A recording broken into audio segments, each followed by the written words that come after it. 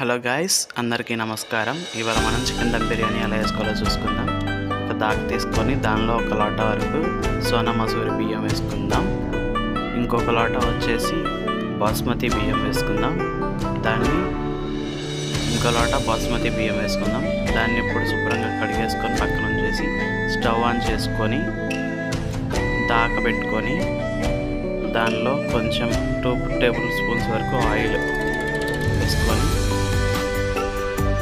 చెక్క, లవంగ, దాల్చిన చెక్క, మరాఠీ మొగ్గలు, అవన్నీ యాలకులు అవన్నీ వేసుకొని కొంచెం ఫ్రై చేసుకుందాం.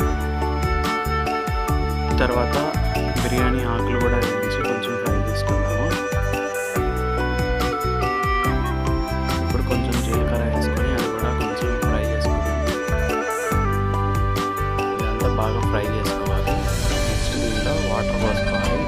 అంటే మనం బియ్యం 2 లోటాలు వేసుకున్నాం కాబట్టి సుమారు 5-6 లోటాల వరకు బియ్యం నీళ్లు పోసుకొని బాగా ఎసరు కాగనివ్వాలి.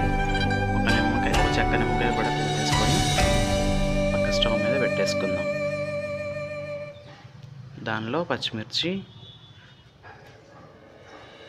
కొత్తిమీర, పుదీనా వేసుకొని బాగా ఎసరు మరగ తిరిగే వరకు కాగనివ్వాలి.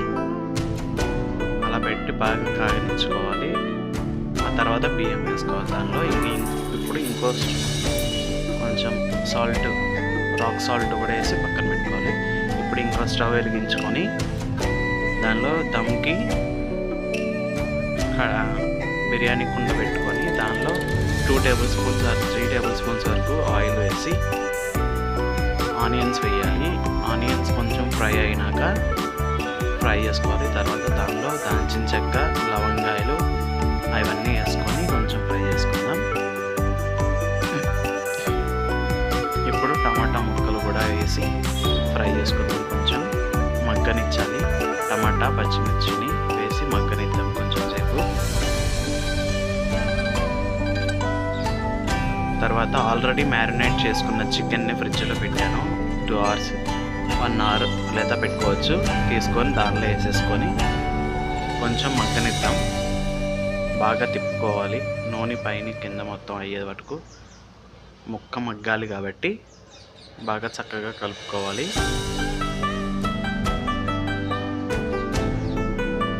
అలా చక్కగా కలుపుకున్నాక మూత పెట్టేసుకుందాం. కొంచెం సేపు మగ్గినాక మూత తీసి చూస్తే అలా కుక్ అవుతూ ఉంటుంది లోపల.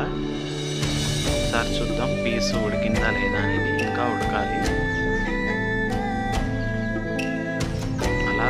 వేసుకున్నాక కొంచెం కొత్తిమీర, పుదీనా వేసుకుందాం. వేసుకొని మళ్ళీ మూత పెట్టేద్దాం. ఈలోపు బియ్యంకి పెట్టిన వేస్తారు అలా మరుగు తిరగ కాగుతూ ఉంటుంది. ఇప్పుడు బియ్యం వేసేసుకోవాలి. దానిలో బియ్యం అంటే స్లోగా వేసుకుందాం. మళ్ళీ నీళ్ళు పైకి చింతి అలా బియ్యం అంతా వేసేసుకొని కొంచెం 70% 75% వరకు ఉడకనివ్వాలి. మరీ మెత్తగా ఉడికితే బిర్యానీ మెత్తబడిపోయింది కాబట్టి 70% ఉడకనిద్దాం. అలా మొత్తం మనం 2 లోటాలు తీసుకున్నాం కాబట్టి ఆ 2 లోటాలంతా దానిలో వేసేసి బాగా కాగనివ్వాలి. బాగా ఉడికింది. దట్ మీన్స్ 70% వరకు ఉడకాలి. ఉడికిన రైస్ని దానిలో వేసేసుకోవాలి. చికెన్లో ఆల్రెడీ మనం పెట్టుకున్నాం కాబట్టి కడాయి ఆ దానిలో వేసేసుకుందాం. అలా కొంచెం కొంచెంగా స్ప్రెడ్ చేసుకుంటూ మొత్తం వేసుకోవాలి. మరీ ఉడకకూడదు అన్నం. మరీ బాయిల్ అయిపోతే విరిగిపోయిద్ది, మెత్తబడిపోయింది అన్నం. అందుకే 70% కుక్ అయితే చాలు. ఇంకా 30% మనం దమ్ చేసుకున్నప్పుడు ఉడికిపోయింది. అలా వేసుకొని మొత్తం లాస్ట్లో పుదీనా, కొత్తిమీర వేసుకోవాలి.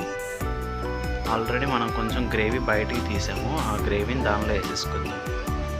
కలర్ కోసం కలర్ యాడ్ చేయకుండా గ్రేవీ వేస్తున్నాం. తర్వాత దమ్కి అలా క్లాత్స్ పెట్టేసి మూత పెట్టేసి అలా వెయిట్ పెడితే దమ్ బిర్యానీ రెడీ. టేస్టీగా ఉంటుంది. అలా ఒక సైడ్ నుంచి తీసుకుంటే చూసారా ఎంత యమ్మీగా ఉందో. అస్సలు మెత్తబడలేదు అన్నం. ముక్క కూడా సాఫ్ట్గా జ్యూసీగా వచ్చింది. చూసారా ఎలా ఉందో.